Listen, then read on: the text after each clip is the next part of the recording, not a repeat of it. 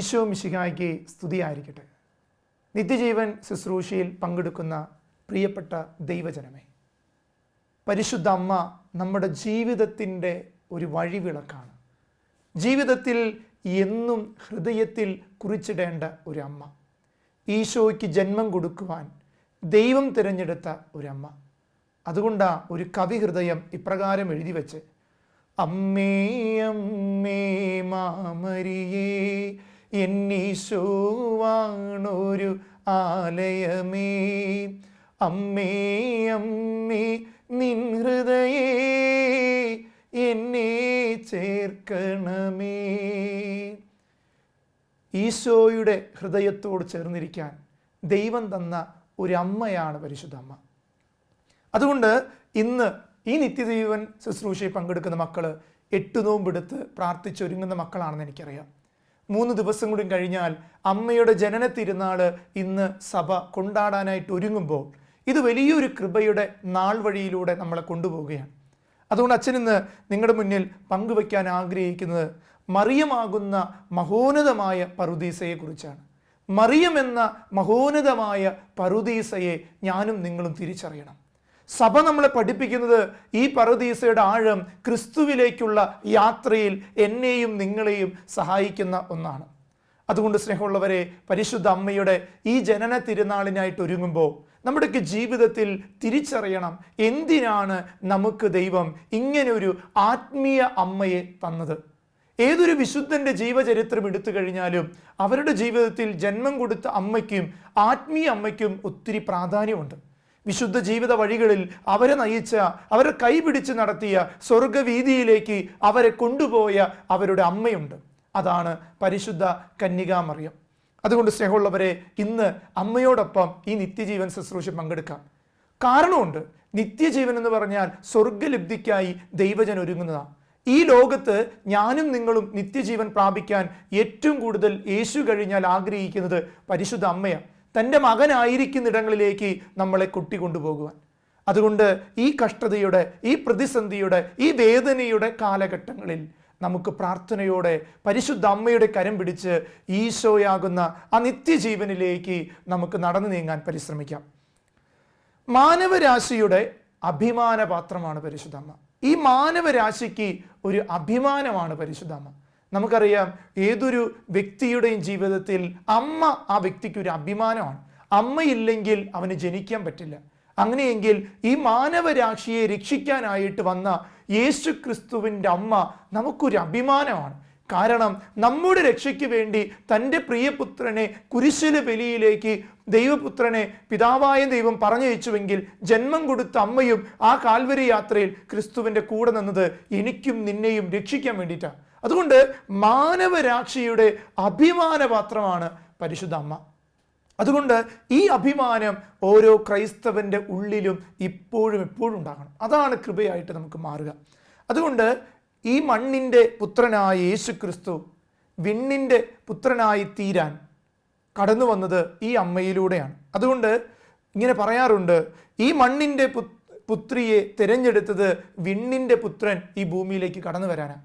അതുകൊണ്ട് നമ്മൾ തിരിച്ചറിയണം, നമ്മുടെക്ക് രക്ഷയ്ക്കുള്ള യേശു ക്രിസ്തുവിന് ജന്മം കൊടുക്കാൻ ദൈവം തിരഞ്ഞെടുത്തത് ഒരു സാധാരണക്കാരിയായ പരിശുദ്ധ അമ്മയെ. ജീവിതത്തിൻ്റെ ചെറുപ്പകാലങ്ങളിൽ തന്നെ ബലിപീഠത്തോട് സ്നേഹിച്ച് ജീവിച്ച അമ്മയുടെ ജീവിതം നമുക്ക് വലിയ മാതൃകയാണ്. അതുകൊണ്ട് മനുഷ്യബുദ്ധിക്ക് മറിയം ഒരു വിസ്മയാവഹമായ ഒരു കാര്യമാണ്. മനുഷ്യബുദ്ധിക്ക് ഈ അമ്മ ഒരു വിസ്മയാവഹമായ കാര്യമാണ്. അതിനൊരു കാരണമുണ്ട്. പുരുഷ ബീജമില്ലാതെ ഒരു സ്ത്രീയും കുഞ്ഞുങ്ങൾക്ക് ജന്മം കൊടുത്തിട്ടില്ല. ആ ഒരു സദ്വാർത്ത കാതുകളിൽ, അമ്മയുടെ കാതുകളിൽ കേൾക്കുമ്പോൾ അമ്മ അത് സ്നേഹത്തോടെ എടുത്തത്.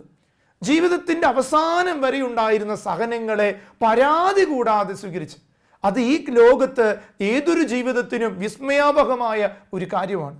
അതുകൊണ്ട് ഇങ്ങനെ പറയാറുണ്ട്, മനുഷ്യബുദ്ധിക്ക് മറിയം ഒരു വിസ്മയമാണ്. അതുപോലെ തന്നെ മനുഷ്യബുദ്ധിക്ക് ഒരു രഹസ്യമാണ് പരിശുദ്ധ അമ്മ. അമ്മയെന്ന് ജീവിതത്തെ പഠിക്കുമ്പോൾ ഒരു രഹസ്യമാണ്. It's a mystery. പരിശുദ്ധ അമ്മയെ ഇന്ന് സഭ നമ്മളെ മുന്നിൽ പഠിപ്പിക്കുമ്പോൾ ഒരു മിസ്റ്ററി ആയിട്ടാണ്. പല കാര്യങ്ങളുടെ ആഴങ്ങളിലേക്ക് കടന്നു ചെല്ലുന്ന ഒരു രഹസ്യാത്മകത അമ്മയുടെ ജീവിതത്തിലുണ്ടായിരുന്നു. അമ്മ ഒരിക്കലും ചെയ്തിട്ടില്ലെങ്കിലും നമ്മൾ അമ്മയുടെ മുഖത്ത് നോക്കുമ്പോൾ, കൈകൂപ്പി നിൽക്കുന്ന അമ്മയുടെ തിരുസ്വരൂപത്തിന്റെ മുന്നിൽ നിൽക്കുമ്പോൾ അമ്മയുടെ മുഖത്തിൽ നിന്ന് എളിമയെന്ന രഹസ്യം പഠിക്കണം, സ്നേഹമെന്ന രഹസ്യം പഠിക്കണം, ക്ഷമ എന്ന പുണ്യം പഠിക്കണം.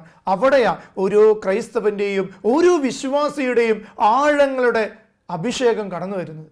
സ്നേഹമുള്ളവരെ, അതുകൊണ്ട് ഭൂസ്വർഗങ്ങളുടെ അമ്മയാണവൾ. ഈ ഭൂസ്വർഗങ്ങളെ ദൈവം ഏൽപ്പിച്ചു കൊടുത്തത് ഈ അമ്മയുടെ കൈകളിൽ കാൽവരിയിൽ വെച്ച് കൊടുത്തു. എന്തിനു വേണ്ടി? അതുകൊണ്ടാണ് അവളെ ഇങ്ങനെ വിളിക്കുന്നത്, നന്മ നിറഞ്ഞ മറിയമേ സ്വസ്തി. കാരണമുണ്ട് സ്നേഹമുള്ളവരെ, ഈ ഭൂലോകത്തിൻ്റെ നന്മയ്ക്ക് കാരണഭൂതയായവളാണ് പരിശുദ്ധ അമ്മ. എല്ലാ മനുഷ്യന്റെയും നന്മ മാത്രം കാംക്ഷിക്കുന്നവരെയാ നന്മ നിറഞ്ഞവർ എന്ന് വിളിക്കുക. നന്മയുള്ളവരെന്ന് ഈ ലോകം വിളിക്കുന്നത് എല്ലാ മനുഷ്യരുടെയും നന്മ മാത്രം കാംക്ഷിക്കുന്ന വ്യക്തിയാണ്. അത് സ്വർഗത്തിൽ നിന്ന് കേട്ടതാണെങ്കിൽ തീർച്ചയായിട്ടും ആ വ്യക്തിത്വം ഈ ലോകത്ത് എല്ലാവർക്കും നന്മയുള്ളതാണ്. അത് ഏത് മതവിഭാഗത്തിൽപ്പെട്ട വ്യക്തി ആയിക്കോട്ടെ, ആരെല്ലാം ഈ അമ്മയുടെ തിരുസ്വരൂപത്തിന് മുന്നിൽ നന്മ നിറഞ്ഞ മറിയമേ സ്വസ്തി എന്ന് വിളിക്കുമ്പോൾ അമ്മ പറയുന്നത്, ഈ ലോകത്ത് നീയും ഒരു നന്മയായിട്ട് മാറണം. അതുകൊണ്ട് സ്നേഹമുള്ളവരെ, ഈ നന്മ നിറഞ്ഞ അമ്മയുടെ ജനന തിരുനാളിനൊരുങ്ങുമ്പോൾ എൻ്റെയും നിങ്ങളുടെയും ജനനം ഒരു നന്മയുള്ളതായി തീരാൻ നമ്മൾ പ്രാർത്ഥിക്കണം. അവിടെയാണ് ജീവിതത്തിലെ വലിയ മാറ്റങ്ങൾക്ക് കാരണമാകുന്ന വലിയ കൃപ കിട്ടുക.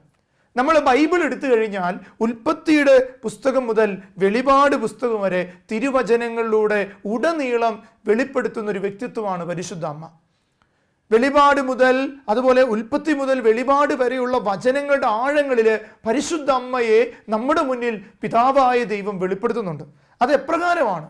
പഴയ നിയമത്തിൽ പ്രതീകങ്ങളിലൂടെ പരിശുദ്ധ അമ്മയെ പരിചയപ്പെടുത്തുന്നു. വാഗ്ദാന പേടകം എന്നത് പരിശുദ്ധ അമ്മയുടെ ഒരു പ്രതീകമാണ്. ദാവീദിന്റെ കോട്ടയെന്ന് വെളിപ്പെടുത്തുന്നത് പരിശുദ്ധ അമ്മയുടെ പ്രതീകമാണ്. അതുപോലെ നോഹയുടെ പേടകത്തെ പരിശുദ്ധ അമ്മയുടെ പ്രതീകമായിട്ട് പറയുന്നു. സ്വർഗത്തിന്റെ വാതിലായിട്ട് പരിശുദ്ധ അമ്മയെ വെളിപ്പെടുത്തുന്നു. അപ്പോൾ ബൈബിളിലെ പഴയ നിയമത്തിലെ എല്ലാ പ്രതീകങ്ങളിലും പരിശുദ്ധ അമ്മയ്ക്ക് വലിയ സ്ഥാനം ഉണ്ടായിരുന്നു. അതിന് കാരണം ഇതാണ് സ്നേഹമുള്ളവരെ, നമ്മൾ ലുത്തിനിക പ്രാർത്ഥനകളിൽ വലിയ പ്രതീകങ്ങളെ വെളിപ്പെടുത്തി ചെല്ലാറുണ്ട്. കാരണം എന്താ? നന്മയായിട്ടുള്ളൊരു വ്യക്തി സകല ലോകത്തെ രക്ഷിക്കാൻ വേണ്ടി തൻ്റെ ജീവിതത്തെ സ്വപുത്രനോട് ചേർത്ത് വെച്ചു എന്നുള്ളതാണ്. അതുകൊണ്ട് പഴയ നിയമത്തിൽ പരിശുദ്ധ അമ്മ വലിയൊരു പ്രതീകമാണ്. ഉൽപ്പത്തിയുടെ പുസ്തകത്തിൽ 3:15 പറയും, നീയും സ്ത്രീയും തമ്മിലും അവളുടെ സന്തതി നിന്റെ സന്തതി തമ്മിൽ ശത്രുവും. സ്ത്രീയെ എന്ന് വിളിക്കുന്നത് എന്തുകൊണ്ടാ? അവിടെ പരിശുദ്ധ അമ്മയെ വെളിപ്പെടുത്തുകയാണ് പിതാവായ ദൈവം. അതുപോലെ നമ്മുടെയൊക്കെ ജീവിതത്തിൽ അമ്മ വെളിപ്പെടുമ്പോൾ ക്രിസ്തുവാണ് രൂപാന്തരപ്പെടുന്നത് നമ്മുടെ ജീവിതത്തിൽ. വചനങ്ങളിൽ പരിശുദ്ധ അമ്മയെ പ്രകീർത്തിക്കുകയാണ്. വചനങ്ങൾ എപ്പോഴും അമ്മയെക്കുറിച്ച് പ്രകീർത്തിക്കുക. ഉത്തമഗീതത്തിൽ പരിശുദ്ധ അമ്മയെക്കുറിച്ച് പ്രകീർത്തിക്കുന്നുണ്ട്. പനിനീർ പുഷ്പമേ എന്ന് പറയുന്നുണ്ട്. ഷാരോണിലെ ലില്ലിപ്പൂവേ എന്ന് വെളിപ്പെടുത്തുന്നുണ്ട്. ഇതുപോലെ വചനങ്ങൾ ഒത്തിരി പ്രകീർത്തിക്കുന്നുണ്ട്.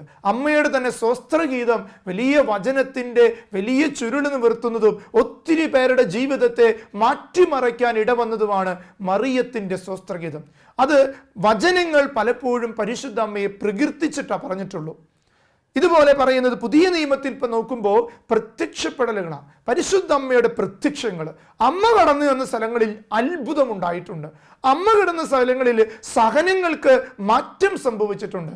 അമ്മ കടന്നു ചെന്ന ഭവനങ്ങളിൽ രൂപാന്തരീകരണം സംഭവിച്ചിട്ടുണ്ട്.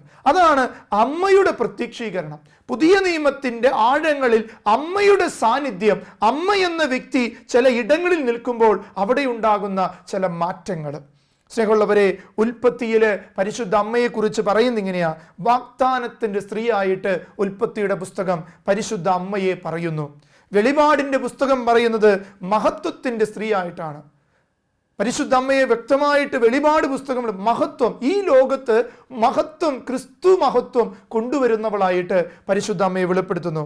നസ്രത്തിലെ വചനത്തിൻ്റെ അമ്മയായിട്ട് പരിശുദ്ധ അമ്മയെ പരിചയപ്പെടുത്തുന്നു. നസ്രത്തിലെ വചനത്തിൻ്റെ അമ്മ, വചനം ജീവിച്ചൊരു അമ്മയായിട്ട്, അല്ലെങ്കിൽ വചനത്തെ ഉദരത്തിൽ സ്വീകരിച്ച് ക്രിസ്തുവിന് ജന്മം കൊടുത്തൊരു അമ്മയായിട്ട് പരിചയപ്പെടുത്തുന്നു. കാനായിലെ ഒരു മധ്യസ്ഥയായിട്ട് നമ്മൾ ദൈവവചനത്തിൽ പരിശുദ്ധ അമ്മയെ കാണുന്നു. ഒരു മധ്യസ്ഥ, ഒരു ജീവിത പ്രശ്നങ്ങളുടെ ഇടനാഴി കടന്നു വന്ന് ഇടപെടുന്ന ഒരു അമ്മ, അതാണ് മധ്യസ്ഥ. കാൽവരിയിൽ നിത്യപുരോഹിതന്റെ അമ്മയായും പിതാവായ ദൈവത്തിൻ്റെ സഹധർമ്മിണിയുമായിട്ട് ജീവിക്കുന്നൊരവസ്ഥ. കാൽവരിയിലെ യേശുവിൻ്റെ കുരിശോട് ചേർന്ന് നിന്ന് സഹനത്തിൽ ഒരു അമ്മയായിട്ട് നിൽക്കുകയാണ്. അവിടെ പിതാവായ ദൈവത്തിൻ്റെ ഹിതം നിറവേറ്റി പുത്രന് ജന്മം കൊടുക്കുന്ന സഹകാരിണിയായിട്ട് മാറുന്ന ഒരു പരിശുദ്ധ അമ്മയെ കാൽവരിയുടെ നെറുകയിൽ ദൈവവചനം നമ്മളെ വെളിപ്പെടുത്തുന്നുണ്ട്. പെന്തക്കുസ്തയിൽ പരിശുദ്ധ അമ്മ എന്നത് അപ്പസ്തോലന്മാരുടെ സംഘത്തിൻ്റെ നേതാവായിട്ട് മാറുന്നൊരു അമ്മ. അതാണ് ഞാൻ പറഞ്ഞത്, അമ്മ എന്നത് നമ്മൾ തിരിച്ചറിയേണ്ടത് വിസ്മയിക്കപ്പെടുന്ന ചില കാര്യങ്ങളിലൂടെയാണ്, അത്ഭുതപ്പെടുത്തുന്ന ചില സന്ദർഭങ്ങളിലൂടെയാണ്. പെന്തക്കുസ്ത നാളില് ആ സ്ലീഹന്മാരെ വട്ടത്തിലിരുത്തി അവരുടെ നേതാവായിരുന്നു കൊണ്ട് സ്വർഗത്തിൻ്റെ പരിശുദ്ധാത്മാവിനെ ഭൂമിയിലെ ദൈവജനത്തിലേക്ക് ഇറക്കിക്കൊണ്ടുവരാൻ മധ്യസ്ഥയായും പ്രാർത്ഥനക്കാരിയായും കൂടെയിരുന്ന ഒരു പരിശുദ്ധ അമ്മ. ഇതുപോലെ അവൾ ത്രിലോകരാജ്ഞിയുടെ സകല ജനപദത്തിൻ്റെ ത്രിലോകരാജ്ഞിയായിട്ട് കടന്നു വരുന്നു. ഇന്നും അമ്മയുടെ പ്രത്യക്ഷീകരണങ്ങൾ, അമ്മ കടന്നു വന്ന സ്ഥലങ്ങളിലെ വലിയ ബലിപീഠങ്ങൾ അർപ്പിക്കപ്പെടുന്ന ബലിപീഠങ്ങൾ ഉണ്ടാക്കപ്പെട്ടത്, കുമ്പസാരക്കൂടുകൾ പണിയപ്പെട്ടത്, 3000 ആയിരക്കണക്കിന് ലക്ഷക്കണക്കിന് ദൈവജനത്തിൻ്റെ മാനസാന്തരത്തിന് കാരണമായത് പരിശുദ്ധ അമ്മ ത്രിലോകരാജ്ഞിയായിട്ട് ഈ ലോകത്ത് വന്നു എന്നുള്ളതാണ്. മറ്റൊരു പ്രധാനപ്പെട്ട കാര്യം, പരിശുദ്ധ അമ്മയുടെ ഈ ജനന തിരുനാളിന് ഒരുങ്ങുമ്പോൾ നമ്മൾ മനസ്സിലാക്കേണ്ടത്, യുഗാന്ത നാളുകളിൽ അവൾ തീർത്ഥാടന സഭയുടെ സൈന്യാധിപയും സ്വർഗത്തിൻ്റെ സന്ദേശവാഹകയുമാണ്. വളരെ പ്രധാനപ്പെട്ട കാര്യം. ഈ യുഗത്തിൻ്റെ അന്ത്യകാലഘട്ടങ്ങളിൽ ഈ അമ്മയെക്കുറിച്ച് പറയുന്നത് അമ്മ തീർത്ഥാടക സഭയുടെ സൈന്യാധിപയായിരിക്കും. പിശാചുമായിട്ടുള്ള പോരാട്ടത്തിൽ വൈദികരെ, സന്യസ്തരെ, സഭയെ, കുഞ്ഞുങ്ങളെ, യുവജനങ്ങളെ, കുടുംബങ്ങളെ ശക്തിപ്പെടുത്തുന്ന സൈന്യാധിപ. നമ്മൾ ഒപ്പം അമ്മയുടെ കൂടെ നടന്നാൽ മതി. ഈ ലോകത്തിലെ ഈ യുഗാന്ത്യ കാലഘട്ടങ്ങളിൽ നമുക്ക് തിന്മയെ പോരാടാൻ പറ്റും. പിന്നീട് പറയുന്നതാണ്, സ്വർഗത്തിൻ്റെ സന്ദേശവാഹിയായിരുന്നു. ഈ ലോകത്ത് പരിശുദ്ധ അമ്മ അനേകർക്ക് പ്രത്യക്ഷപ്പെട്ട് ഈ കാലഘട്ടത്തിൻ്റെ തെളിവുകളെ വെളിപ്പെടുത്തും. നിങ്ങൾ വിശുദ്ധിയോടെ ജീവിക്കണം, വിശ്വാസത്തോടെ പ്രാർത്ഥിക്കണം, പരിത്യാഗം, ഉപവാസം എന്നിവ അനുഷ്ഠിക്കണമെന്ന് ലോകത്തുള്ള പല വ്യക്തികളുടെ, പല രാജ്യങ്ങളിൽ, പല ദേശങ്ങളിൽ, ഫാത്തിമയിൽ, ലൂർദിൽ, മെഡ്ജിഗോറിൽ അമ്മ പ്രത്യക്ഷപ്പെട്ട് പറഞ്ഞത് ഈ യുഗാന്ത്യത്തിൻ്റെ സന്ദേശം നമ്മുടെ ഹൃദയത്തെ സ്വീകരിക്കാനാണ്. അതുകൊണ്ട് സ്നേഹമുള്ളവരെ, പരിശുദ്ധ അമ്മയെക്കുറിച്ച് സഭ ഈ രഹസ്യമായ ഈ ജീവിതത്തെക്കുറിച്ച് നമ്മളെ പഠിപ്പിക്കുന്ന 4 വിശ്വാസ പ്രഖ്യാപനങ്ങളുണ്ട്, വിശ്വാസ രഹസ്യങ്ങളുണ്ട്. മറിയം എന്ന രഹസ്യത്തെ വെളിപ്പെടുത്തുന്നത് 4 രഹസ്യങ്ങളിലൂടെയാണ് സഭ. ഒന്നാമതായി, മറിയം ദൈവ മാതാവാണ്. സഭയുടെ ഒരു വിശ്വാസ സത്യമാണ്, മറിയം ദൈവമാതാവാണ്, ദൈവത്തിൻ്റെ അമ്മയാണ്. രണ്ടാമത്തെ വിശ്വാസ സത്യം, പരിശുദ്ധ അമ്മ അമലോത്ഭവയാണ്. അവളുടെ ശരീരവും ഉടലും പാപമില്ലാതെ കറയില്ലാതെ ജനിക്കപ്പെട്ടവളാണ്. അതുകൊണ്ട് അമലോത്ഭവയായ പരിശുദ്ധ കന്യകാമറിയം. മൂന്നാമത്തായ വിശ്വാസ സത്യം എന്നത് നിത്യ കന്യകയാണ്, കന്യകാത്വമുള്ള ഒരു അമ്മ. ഒരു പുരുഷന്റെ സ്പർശനം പോലും ഏൽക്കാതെ ക്രിസ്തുവിന് ജന്മം കൊടുത്ത് നിത്യ കന്യകയായി ജീവിക്കുന്നൊരു വിശ്വാസ പ്രഖ്യാപനം സഭ നമ്മുടെ മുന്നിൽ നടത്തിയിട്ടുണ്ട്.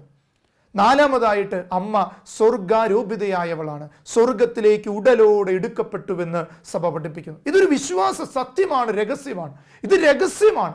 അതുകൊണ്ട് നമ്മളിതിൽ വിശ്വസിക്കുകയും ഏറ്റുപറയുകയും ചെയ്യുമ്പോൾ ക്രിസ്തുവാണ് മഹത്വപ്പെടുന്നത്.